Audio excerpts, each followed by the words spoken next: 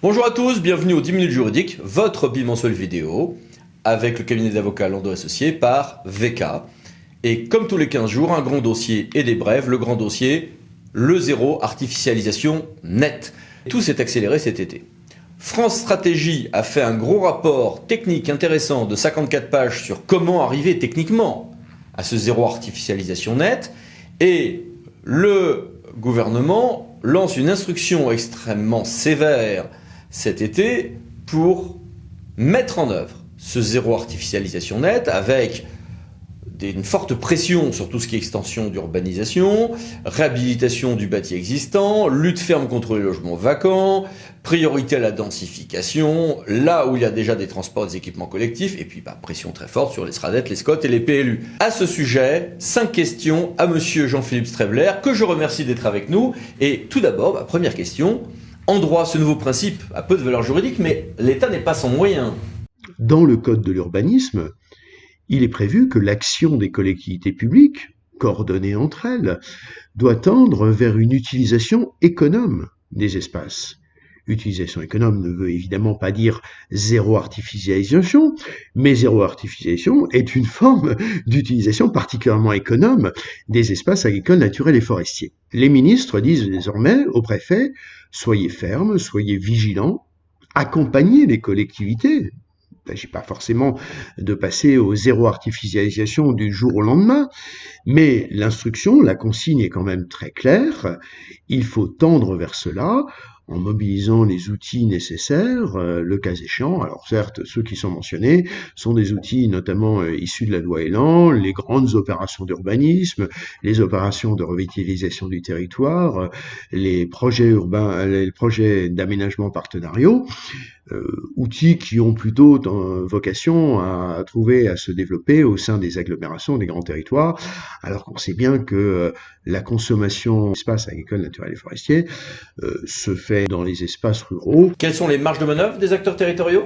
La première des choses sera de discuter. Les ministres ne demandent pas aux services de l'État d'appliquer de façon brute le zéro artificialisation nette de façon immédiate, mais demandent finalement aux services de l'État d'accompagner, d'inciter, d'encourager, essayer de voir dans quelle mesure par rapport au territoire, la réduction de la consommation foncière pourrait effectivement s'inscrire dans une logique de mise en place de documents d'urbanisme plus vertueux. De leur côté, les collectivités territoriales auront tout intérêt à préparer un argumentaire, estimer les évolutions de population, la décohabitation des ménages, traduire tout cela en nombre de logements, en réalisation de logements dans un contexte vertueux de consommation raisonnable de l'espace pour réaliser ces logements. La collectivité peut très bien dire finalement ce qui est écrit dans le jeu ne me concerne pas véritablement, moi j'ai des problèmes sur mon territoire et j'ai une politique, j'ai des ambitions qui font que le zéro artificialisation nette risque de ne pas du tout correspondre à mes intentions politiques. Si le préfet estime que ce document d'urbanisme, ce SCOT, ou en l'absence de SCOT, ce PLU, est trop expansif sur les espaces agricoles, naturels et forestiers, il peut tout simplement en bloquer l'entrée en vigueur, et tant que ce document n'aura pas été corrigé, selon les souhaits du préfet, ce document n'aura aucune valeur juridique.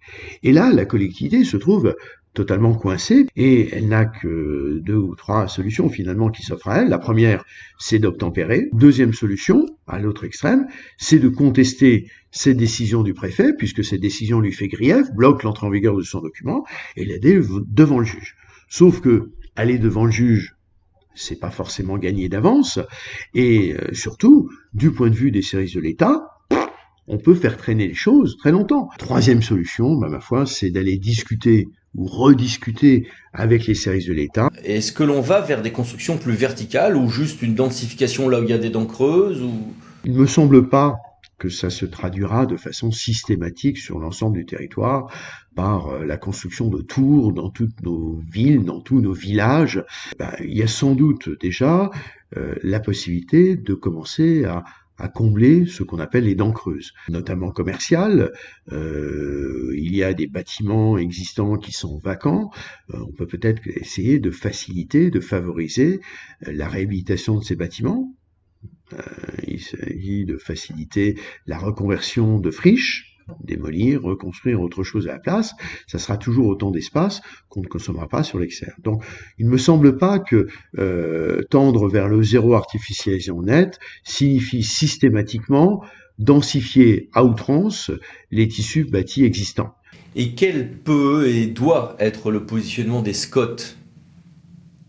Déjà, d'expliquer qu'ils ont prévu un certain nombre de choses et que finalement, si les PLU sont compatibles avec ce qui est prévu dans le SCOT, sauf à démontrer que le SCOT est désormais illégal, c'est déjà pas mal si les PLU s'inscrivent dans une logique de compatibilité avec ce que le SCOT a prévu. Ce sont aux SCOT eux-mêmes qu'on va demander d'être vertueux. Ils ont au-dessus de la tête l'épée de Damoclès du blocage de l'entrée en vigueur du SCOT si les services de l'État estime que ce SCOT n'est pas assez vertueux, sachant que les SRADET eux-mêmes, qui sont en cours d'approbation par les régions, très souvent comportent des dispositions tendant à une consommation économe des espaces agricoles, naturels et forestiers, avec lesquels les SCOT auront l'obligation eux aussi d'être compatibles. Un grand merci. Et à suivre donc, 15 brefs pour 15 jours, et tout d'abord, les déserts médicaux. Le docteur Sophie Augros, déléguée nationale à l'accès aux soins, a fait un rapport où elle constate l'échec du contrat jeune médecin. Elle propose un contrat unique de praticien territorial avec un certain nombre de conditions. La ministre semble avoir fait sienne ses propositions. À suivre. Plus loin de nous, le Haut-Karabakh. Est-ce qu'une commune peut s'amuser à avoir sa propre diplomatie ? La réponse est oui s'il s'agit de gentils jumelages ou de trucs d'amitié, mais si ces actes finissent par interférer avec la politique étrangère de la France, la réponse est non. Ce qui bouge plus, c'est le sport. On vous a parlé de la création de l'Agence nationale du sport la dernière fois, et il ne se passe pas 3 jours en ce moment sans qu'il y ait une nouvelle actualité sur l'organisation du sport. Ce qui est près du but, en revanche, c'est la loi énergie-climat. Ce texte est assez ambitieux en matière d'objectifs, comme vous le voyez. Les mesures sont plus modestes s'agissant des collectivités locales, sauf que pendant ce temps-là, la fiscalité environnementale, elle, est à l'arrêt. Elle a été arrêtée une première fois par les bonnets rouges, elle a été arrêtée une seconde fois par les gilets jaunes. Et donc le CPO, qui dépend de la Cour des comptes, propose de relancer cette fiscalité environnementale. Il en dénonce la complexité, il en dénonce la faible efficacité, il en dénonce le fait qu'elle est fondée sur un régime où de nombreuses exceptions sont des vraies incitations à polluer. Sauf que post-gilet jaune, c'est pas super évident de relancer une fiscalité environnementale. Plus consensuelle en revanche, la réforme des CCAG, elle est faite, elle a été lancée le 16 septembre, elle devra aboutir très vite, dès le printemps 2020. Il n'est pas certain que le projet de loi gaspillage, économie circulaire aille quant à lui très vite. Les premiers débats au Sénat sont houleux, notamment sur cette question de la consigne. En face de cela, le rapport Vernier, lui, défend la consigne et explique que les collectivités ne vont même pas y perdre, vu le mode de financement des contributions de Citeo. Presque aussi peu consensuel, les décrochages de portraits présidentiels. À la surprise générale, il s'est trouvé un tribunal correctionnel, celui de Lyon, pour estimer que, bah oui, décrocher le portrait présidentiel, c'est une infraction, mais on peut ne pas sanctionner cette infraction au motif de la noblesse des motifs environnementaux et de l'urgence climatique. 9. Un rapport parlementaire sénatorial a constaté que la réforme du stationnement sur voirie avait de nobles motifs, qu'elle était bien dans son principe, mais qu'elle était complètement à l'arrêt pour ce qui est de sa mise en œuvre. 10. Il y a une réforme des indicateurs qui doivent être dans les rapports sur l'état de la collectivité en matière de ressources humaines. 11. Est-ce qu'un sous-traitant accepté peut demander une provision à un maître d'ouvrage ? La réponse est oui. Mais le Conseil d'État vient de nous dire que cette provision peut être demandée au maître d'ouvrage et le juge peut la mettre directement à la charge de son mandataire. 12. Nous avons parlé du projet de loi engagement et proximité.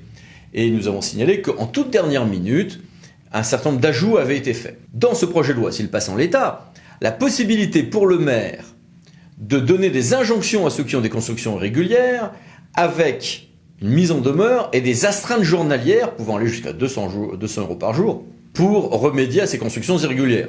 13. Il y a eu une grande réforme de l'ordonnance de 1945 sur la justice pénale des mineurs. Or, cela concerne directement un grand nombre d'établissements sociaux et médico-sociaux. 14. Le Premier ministre est allé au congrès de l'AMRF le 20 septembre et il a dévoilé son grand plan d'action pour la ruralité. Enfin, bonne nouvelle, depuis 2014, il y a pléthore de jurisprudence sur la question des tomes excédentaires et dans un nouvel arrêt, le Conseil d'État a été certes strict sur les recettes à prendre en compte, mais autorisé un excédent de 6%. Voilà, merci, à bientôt pour une nouvelle vidéo, les 10 minutes juridiques par Lando Associés pour VK. N'oubliez pas de vous abonner juste après. Merci, au revoir.